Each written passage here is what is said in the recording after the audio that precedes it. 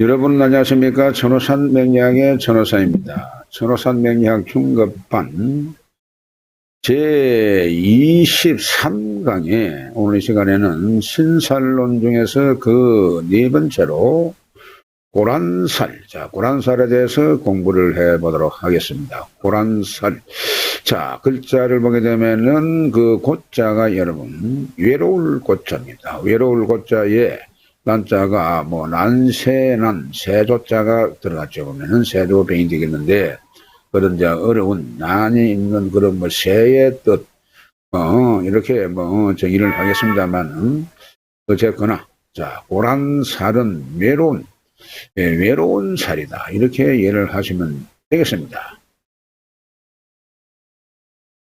네 번째 고란살이 되겠습니다. 고란살 앞서 말씀드린 대로 외로운 살, 외로움을 항상 가지고 사는 살, 이렇게 볼 수가 있습니다. 그런데 이 고란살은 쉽습니다. 4주에 1주에만 국한되어 가지고 성립이 되기 때문에, 이것은 지금 도표를 보시게 되면 이 도표에서 갑인, 을사, 정사, 무신, 신해, 이렇게 5개의 일주 중, 60갑자죠. 60갑자 중에서 이 5개 일주가 성립이 되게 되면은 이거 자체가 고란살이다, 그렇게 보는 겁니다. 그래서 이 고란살은요, 고독한 부부 인연을 말하는데, 이것이 일주에 한해서만 보게 되어 있습니다. 그래서 부부의 정이 고독하여 항상 신음하게 되어 일명 이걸 한숨살, 신음살, 이렇게도 부른다, 그런 내용이 되겠습니다. 그래서 해당되는 이러한 일주가 되면 그 사람은 이 고란살이 성립이 되기 때문에 고독한 부부 인연을 할 수가 있다.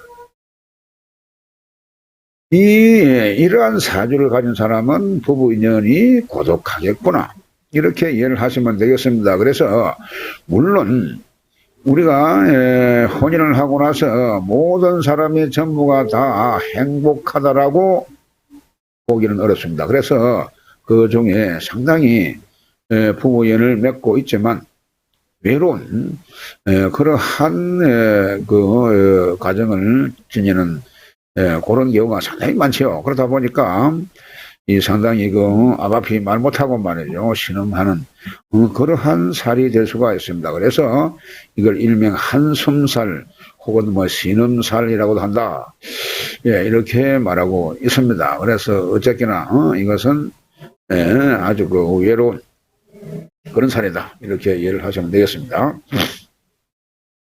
그 두 번째로 보겠습니다. 이 살은요, 주로 여자의 경우로만 보는데, 여명은 남편 때문에 고생하거나 남편이 첩을 두거나 이래 해가지고 독수공방하는 그런 날이 많다, 이렇게 보는 겁니다. 그래서 이것은 주로 여자의 사주에서 볼 수가 있기 때문에 남편이 어떤 방법으로든 부인을 철을 갖다가 괴롭히는 그러한 경우가 될 수가 있습니다. 그래서 독수공방하는 날이 많고, 그러다 보니까 이것은 상당히 외로운 그런 밤이 될 수밖에 없죠.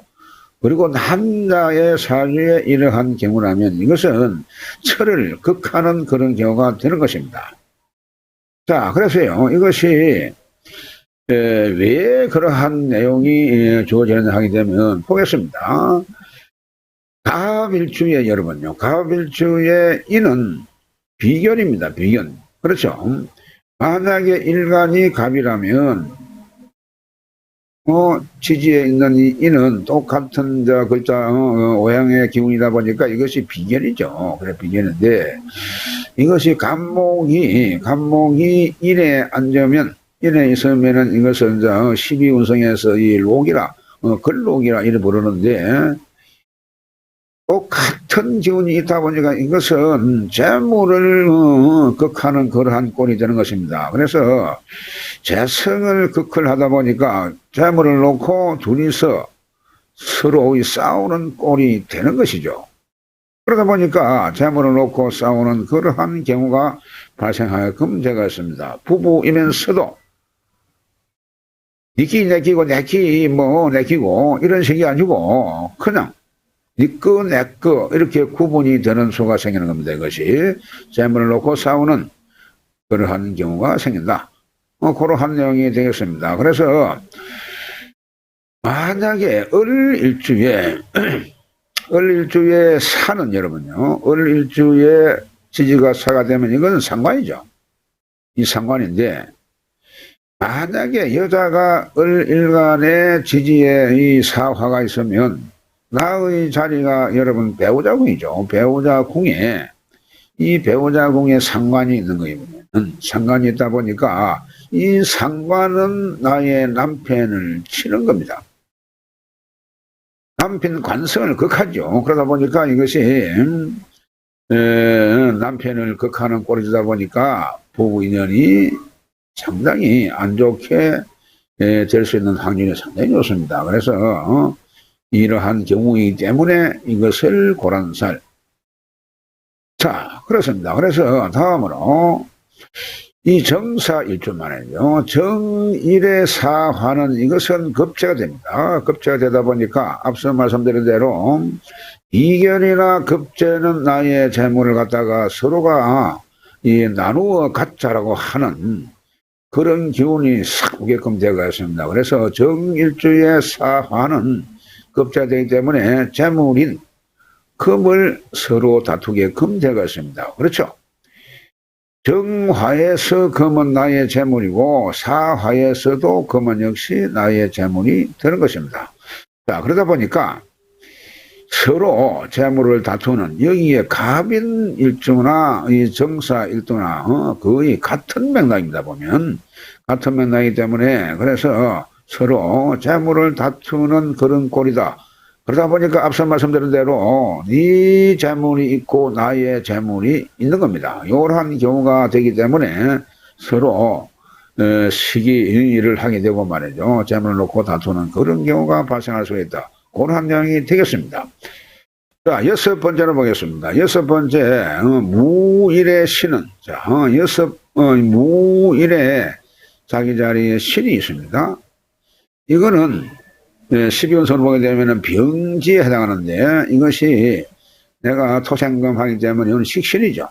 식신이 되는데 이 식신은 역시 앞서 을사일과 마찬가지로 이거 식신이나 이 상관은 관성을 극하게 되어 있습니다. 그래서 관성을 극하는 그러한 꼴이다 보니까 배우자하고 이것이 관계가 건전한 그런 관계가 되기가 어렵다.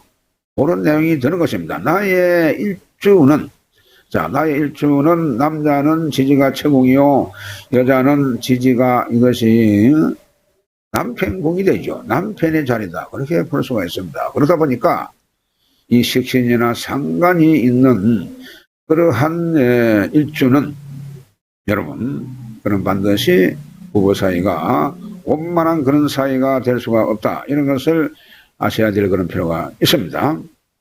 자, 넘어가서요. 그 다음에 일곱 번째 보겠습니다. 일곱 번째, 이 도표산 다섯 번째죠. 다섯 번째, 신일주에, 자, 신일주에 일지가 해수입니다. 해수는, 이거는 상관이죠.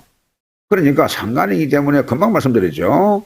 상관이 있게 되면, 여자 사주에 나의 배우자 궁에 상관이 있다 보게 되면은 이 부부연이 바뀐다고 합니다. 바뀌기도 하고 요즘 세상 같으면 상당히 바뀔 확률이 높습니다. 그래서 일지 자체가 상관, 식신 상관이 되게 되면은 부부인연이 바뀌는 경우가 많다. 그렇게 볼 수가 있습니다. 그래서 가만히 보게 되면 자, 갑인일주는 나의 자리에서 서로 나의 자리에 나와 똑같은 비견의 기운이 있다 보니까 재물을 놓고 싸우는 꼴이고, 여기 을사일주는 나의 지지가 상관입니다. 상관이고, 이 정사일주는 역시 갑인일주와 마찬가지로 똑같이 같은 노행의 기운이다 보니까 역시 재물을 놓고 싸우는 그런 꼴이 되고, 우신일주나 신의 일주는 식신상간이 되는 것입니다. 자기 자리에. 그러다 보니까 이는 배우자를 극하는 그런 꼴이 되다 보니까 배우자 인연이 바뀔 수도 있고 배우자하고 사이가 상당히 어려운, 그래서 신음하게 되는 그러한 경우다. 그래서 신음살, 자, 이 고란살을 일명 신음살이라고 한다는 이유가 바로 여기에 있는 겁니다. 그래서 부부의 정이 고독하다 보니까 항상 신음하게 되고 이것을 일명 신음살이라고 이렇게 부른다. 그러한 경우가 되겠습니다. 그래서 이 고란살은 5개의 고란살이 이렇게 성립이 되는데, 이런 일주에 한해서만 이것을 보시면 되겠습니다. 다른 주는 관계가 없습니다. 그래서 일주에 한해서 볼 수가 있는데, 몇 번을 말씀을 드립니다만 이것은 나의 자리에 똑같은 기운이 있거나 아니면 나의 상관이 있을 수가 있습니다. 전부 다 이거는 상관이죠. 이 전부 상관이 되는 겁니다. 가변 정사는 같은 비견 급제가 있는 것이고, 상관이다 보니까 여러분요, 나의 배우자 궁에 나의 배우자성이 있어야 되는 겁니다. 나의 배우자 궁에 나의 배우자성이 있어야 되는데, 배우자 궁에 배우자가 없으면, 배우자성이 없으면 이것은 이미 어찌 보게 되면 상당히 화합하기가 어렵고 항상 의견 충돌이 올 수도 있고요. 이런 것을 생각을 하시고 감명하게 되면은 좀 더 신빙성 있는 그러한 감명을 할 수 있을 것이다. 이렇게 정리로 하겠습니다. 다음 시간에도 신살론에 대해서 공부를 하도록 하겠습니다. 대단히 수고 많으셨습니다. 다음 시간에 뵙겠습니다.